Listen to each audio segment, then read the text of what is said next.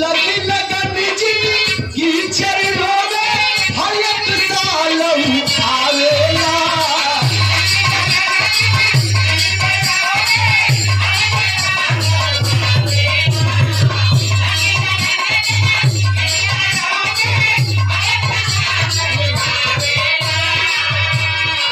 जन्म जन्म के जन्म जन्म के भूल सुधारे आवागमन नहीं पावेला। अरे बाबा के हुस्न झुकावेला।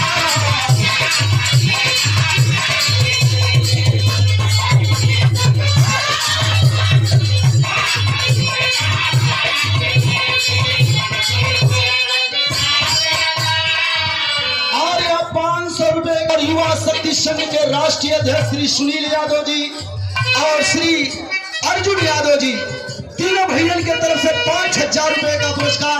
एक बार ताली बजा करके आप लोग सम्मान कर दीजिए।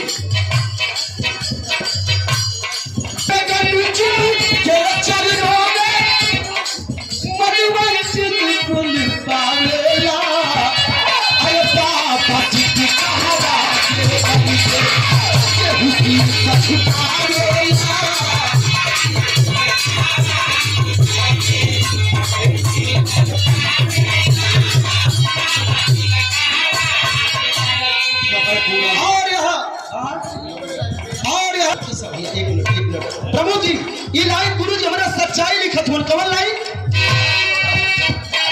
साधु होला ये हमारा बाबा के दरबार में साधु होला यह सच्चाई है। साधु होला गोद भरेला सबके हुई हाँ बतावेला।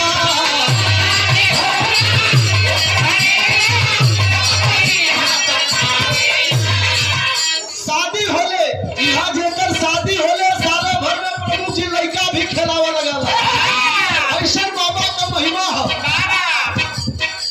जन जन में वासी यहाँ पर पूरे लोगन का जन जन में वासी यहाँ पर आपन दुखड़ा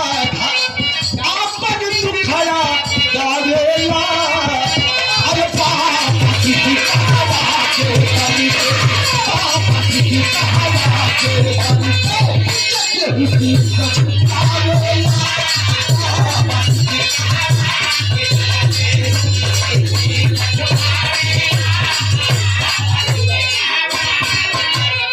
बेटा और यहाँ आशीर्वाद प्रणाम और विजय यादव प्रधान जी आपके श्री चरणों में प्रणाम।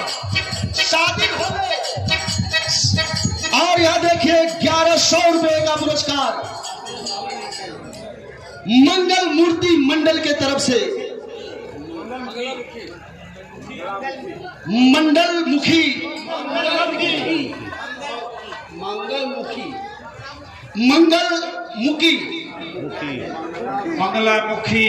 मंगला मुखी काजल जी की तरफ से 1100 रुपए का पुरस्कार।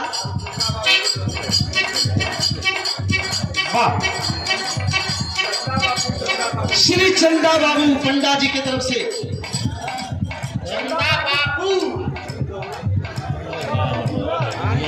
चंदा बाबू भयानक यहाँ का सच्चाई बा घटना भयानक भइल यहाँ पर चोट तरीक नहीं लागेला।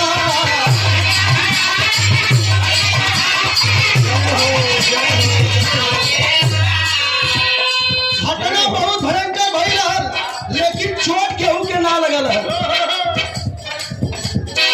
घटना भयानक भइल यहाँ पर चोट तरीक नहीं लागेला। अरे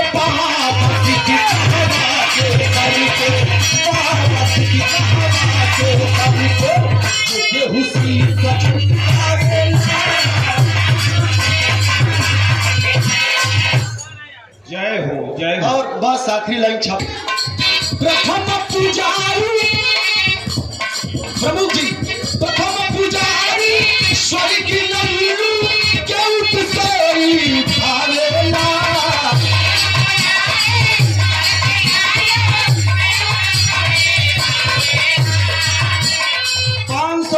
पुरस्कार। के उत्सवी भावेला संजय प्रमुख जी बाबा बन के सब कर मन हर्षावेला। अरे बाबा